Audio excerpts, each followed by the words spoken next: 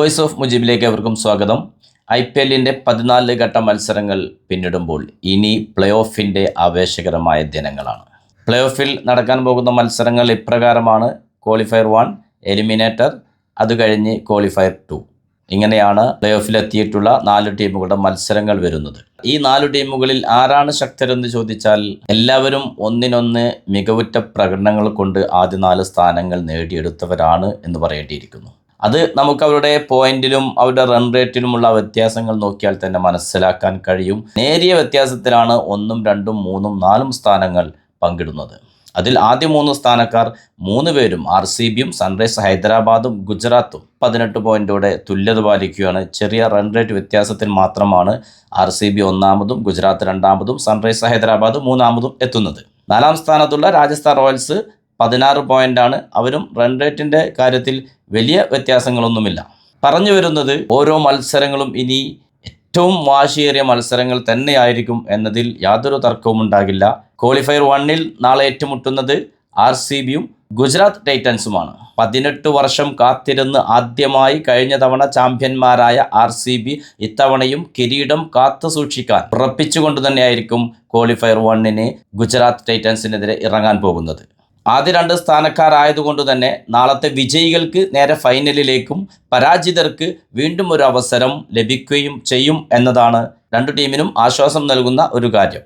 ഈ 2 ടീമുകളിൽ ആര് വിജയിച്ച് നേരെ ഫൈനലിലേക്ക് പോകുമെന്ന് ചോദിച്ചാൽ അതിനുത്തരം നൽകുക എന്നുള്ളത് കുറച്ച് വിഷമം പിടിച്ച കാര്യം തന്നെയാണ്. എങ്കിൽ പോലും ബൗളിംഗ് കരുത്ത് വെച്ച് നോക്കുമ്പോൾ RCBയേക്കാൾ ഒരു പടി മുന്നിൽ നിൽക്കുന്നത് ഗുജറാത്ത് ടൈറ്റൻസ് തന്നെയാണ്. എന്നാൽ ബാറ്റിങ്ങിലെ ശക്തി നോക്കുമ്പോൾ മുൻതൂക്കം RCBക്കുമാണ്. ഗുജറാത്ത് ടൈറ്റൻസിൻ്റെ ബാറ്റിങ്ങിൽ കരുത്തേകുന്നത് അവരുടെ ഓപ്പണർമാരായ ക്യാപ്റ്റൻ ഗില്ലും സായ് സുദർശനും തന്നെയാണ്. അതിൽ യാതൊരു തർക്കവുമില്ല. ഇരുവരും റൺവേട്ടയിൽ 1ഉം 2ഉം സ്ഥാനത്ത് നിൽക്കുന്ന കളിക്കാരുമാണ്. അതുകൊണ്ട് തന്നെ ഗുജറാത്ത് ടൈറ്റൻസിനെതിരെ വിജയം നേടണമെങ്കിൽ ആദ്യം തന്നെ ഓപ്പണിങ്ങിൽ വിള്ളലുണ്ടാക്കുക എന്നു തന്നെയാണ് RCBയെ സംബന്ധിച്ച് ഏറ്റവും പ്രാധാന്യമർഹിക്കുന്ന കാര്യം. ബാറ്റിംഗ് നിര RCBയെ അപേക്ഷിച്ച് വളരെ ദുർബലമാണ്. ഓപ്പണിങ്ങിൽ വിള്ളലുണ്ടാക്കാൻ കഴിഞ്ഞാൽ ഒരു 160-170 റൺസിനുള്ളിൽ ഗുജറാത്തിനെ പിടിച്ചുകെട്ടാൻ RCB ബോളർമാർക്ക് സാധിക്കും. അങ്ങനെ വന്നു കഴിഞ്ഞാൽ അതിനെ മറികടക്കൽ RCBക്ക് ഏറ്റവും എളുപ്പമുള്ള കാര്യമാണ്. പ്രത്യേകിച്ച് വിരാട് കോഹ്ലി എന്ന ചേസിംഗ് മാസ്റ്റർ അവരുടെ കൂടെ ബാറ്റിംഗ് നിരയിലുള്ള കാലത്തോളം അത്തരത്തിലുള്ള സ്കോറുകൾ അവർക്ക് പേടിക്കേണ്ടതില്ല എന്ന് തന്നെയാണ് വിലയിരുത്താൻ കഴിയുന്നത്.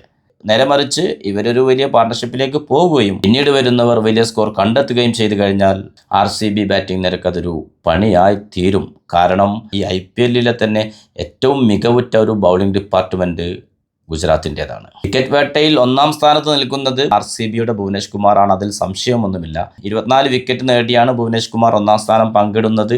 അതേ 24 വിക്കറ്റ് നേട്ടവുമായി ഗുജറാത്ത് ടൈറ്റൻസിൻ്റെ റബാദയും 2-ാം സ്ഥാനത്തുണ്ട്. അതിനേക്കാൾ ഉപരി ഗുജറാത്ത് ടൈറ്റൻസിൻ്റെ റബാത്തയും മുഹമ്മദ് സിറാജും ജേസൺ ഹോൾഡറുമെല്ലാം, ജേസൺ ഹോൾഡർ ആകെ 8 മത്സരങ്ങളാണ് ഇപ്പോൾ അവസാനത്തിൽ കളിച്ചിട്ടുള്ളത്. അതിലെല്ലാം മികവുറ്റ പ്രകടനമാണ് ബൗളിങ്ങിൽ കാഴ്ചവെക്കുന്നത്. അതുകൊണ്ട് തന്നെ ബൗളിങ്ങിൽ ഗുജറാത്തിന് വിശ്വസിക്കാൻ പറ്റുന്ന തരത്തിലുള്ള ബൗളർമാർ RCBക്കില്ല എന്ന് തന്നെ വേണം പറയാൻ. സ്പിൻ ബൗളിങ്ങിൽ ഏറ്റവും വിശ്വസ്തനായ റാഷിദ് ഖാനുണ്ട്. ഇതെല്ലാം ഗുജറാത്ത് ടൈറ്റൻസിന് അനുകൂല ഘടകങ്ങളാണ്. RCBയെ സംബന്ധിച്ച് അവരുടെ ഏറ്റവും വലിയ ശക്തി ബൗളിങ്ങിനേക്കാൾ ഉപരി ബാറ്റിംഗ് തന്നെയാണ്.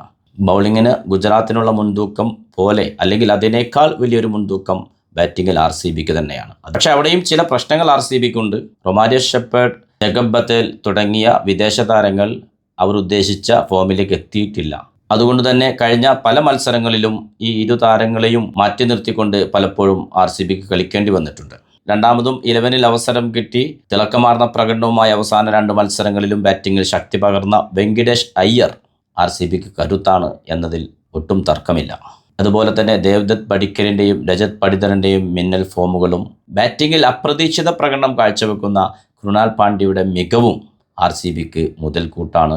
നാളത്തെ മത്സരം തോറ്റാൽ വീണ്ടും ഒരു ചാൻസ് ഉണ്ടെങ്കിൽ പോലും ആ ഒരു റിസ്കിലേക്ക് പോകാൻ 2 ടീമുകളും തയ്യാറാകില്ല. വിജയത്തോടെ ഫൈനൽ ഉറപ്പിക്കാൻ തന്നെയായിരിക്കും തീരുമാനിക്കുക. ഇങ്ങനെയൊക്കെയാണ് വിലയിരുത്തൽ. എങ്കിൽ പോലും കൂടുതൽ വിജയസാധ്യത കാണുന്നത് RCBക്ക് തന്നെയാണ്.